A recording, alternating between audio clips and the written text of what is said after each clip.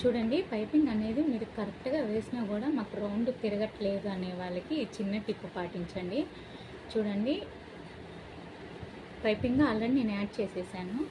వీటిని రౌండ్గా రావాలి అంటే నీట్గా ఈ డాట్స్ అనేది పెట్టుకోవాలి. ఈ డాట్స్ పెట్టుకుంటేనే మీకు మూలలు అనేది రౌండ్గా వంగుతుంది అండ్ మనం పెట్టిన డీప్ కూడా చాలా నీట్గా వచ్చేసిద్ది అనమాట. ఇది పెట్టకుండా మీరు ఎంత నీట్గా పైపింగ్ వేసినా అదైతే వంగదండి. చూడండి అలా డాట్లు పెట్టడం వల్ల పైపింగ్ అనేది చాలా నీట్గా వంగేసింది.